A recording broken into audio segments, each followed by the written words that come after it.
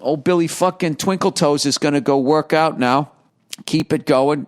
It's been a tough week here, for obvious reasons. We lost Norm Macdonald this week, which was just, I had no idea that he was even sick.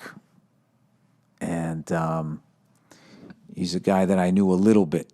I was definitely friendly with him. If we saw each other, we said hello and we shot the shit, but it wasn't like someone that I talked to on the phone or anything. And I was such a huge fan of his, and I would just always end up running into him. And he just always had that smile on his face. Like as you talk to him, he would have that smile. Just a really great, warm guy. And I remember I was trying to think what Norm's story to tell you. This one isn't necessarily funny. It was just sort of random.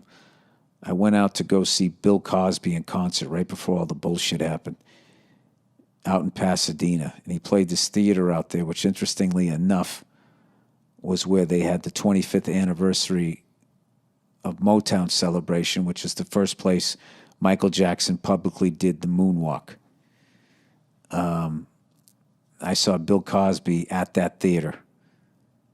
And I remember they had it all set up where, like, they almost built him like a little living room. He had like an Archie Bunker type chair, a little square rug, and then like a side table where he put his water. And he just came walking out, and there was the mic. There was no mic stand. It was just sitting on the chair. And he just came out. You know how he kind of walked a little bent over? Came walking out, waved to everybody, sat down, picked up the mic, and for like almost 2 hours, just, hour and a half, just killed. Just fucking killed. Had the crowd in the palm of his hand. Masterclass of stand-up, right? So I leave with my lovely wife, and I go out front, and who's standing there is Norm Macdonald. He was like, hey, Bill, hey, how you doing? And I talked. It was like, no, what's going on? I was so psyched that he knew my name and all of that stuff, and I think I had met him before. And then we just stood there talking about comedy and how amazing it was to see Bill Cosby and how good he still was. Like I said, this was before all the bullshit happened. And my admiration for the guys, it went even higher. That, I understood why I was there, but I thought Norm was so good that he didn't need to be there. And he was still there, still trying to learn and everything. And I was thinking like, wow, this is why this guy is so fucking amazing. And, he's just was somebody that you couldn't just watch one video of him.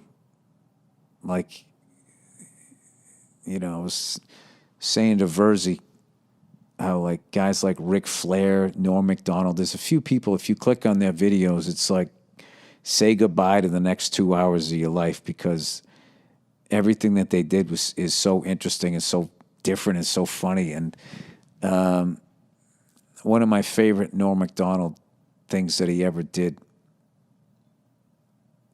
because so many people like pretend that they don't give a fuck,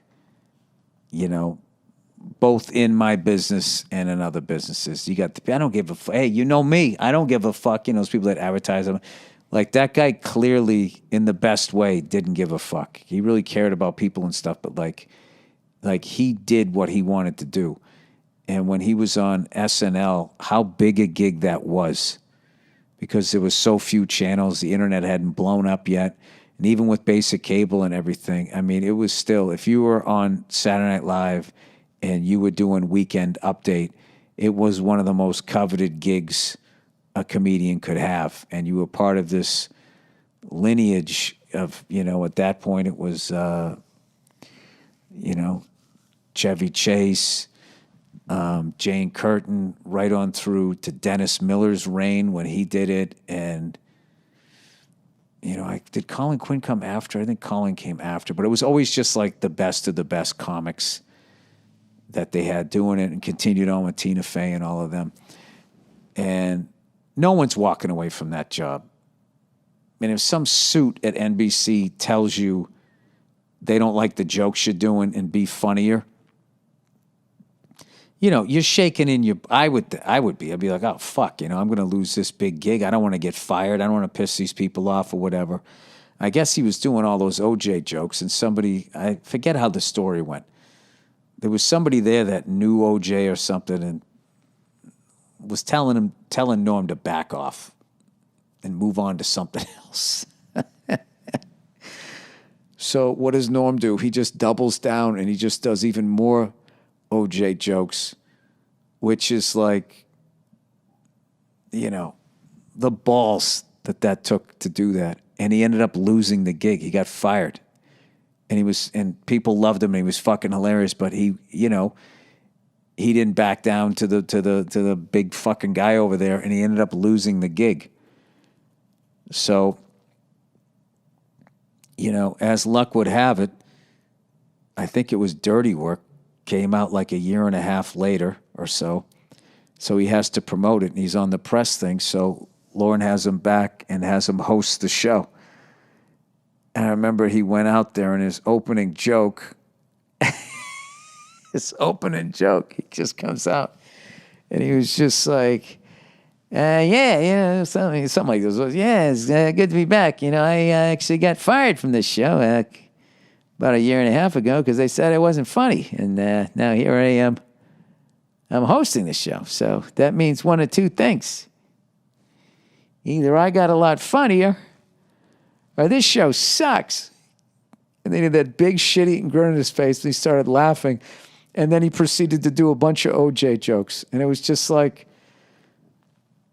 that fucking thing about him. And the whole time, I just felt the whole time when people were fucking with him or whatever and trying to take what he had, he always just still had that smile on his face, and he just still did exactly what he wanted to do. And I got so much respect for him, and I feel so fortunate that I got to see him live. So I remember, oh my God, I saw him right after 9/11. The Aspen after 9/11. Aspen Comedy Festival was this big fucking festival that was always a nightmare to get in and out of. Every year it would snow and people would get stuck in Denver, or you get snowed in, you couldn't get out. It was a fucking nightmare. And then as a comedian, you had to perform. It was like a mile higher than fucking Denver. And no one could breathe, and you're performing in front of all these super fucking rich people in front of industry, and you just go up and you would eat your fucking balls, and you're like, why did I come out here? And I remember I saw Joe Rogan do a full set that I still remember, and then I saw Norm Macdonald. It was at the same theater, and I remember Norm came out, and he was doing bits on racial profiling and all of this stuff. I'm not going to butcher the guy's bits, but I remember just watching that full set, and I was like, this guy is one of the greatest comedians I've ever seen in my life. And I thought that every time I saw him. And I don't know. It was a pleasure to know the guy, even on a little level. Just a massive, massive, massive loss to not have him around. And especially now with all of this stupid fucking cancel culture horseshit that is going on, which has way, way, way overstepped its bounds, as it always happens. No matter who's behind it, it always ends up, starting off with something that makes sense, and then there becomes the overreach, and then it just becomes like, hey, is it me, or did you literally become what the fuck you were trying to stop? And we, I don't know, as a comedian, really needed a guy like Norm out there to be eviscerating it and making fun of it and still doing what the fuck you want to do. So if there's any other young comics out there, if you want to see how it's done, watch that guy, because he was the real deal. All right? So tired here. And once again, rest in peace to the great Norm Macdonald. Just truly, without a doubt, one of the greatest stand-up comedians I ever saw in my life. And just such a great guy. And it's just so sad that he won't be around anymore. But I actually got off the plane in a better mood from just watching literally the beauty of who he was and his work. When I got off the plane, I was actually like, I don't know, there's something about him. I just thought he understood life. Just a really warm guy. God damn it. It's always those guys that go. So there's your lesson. Don't be nice. You'll live forever.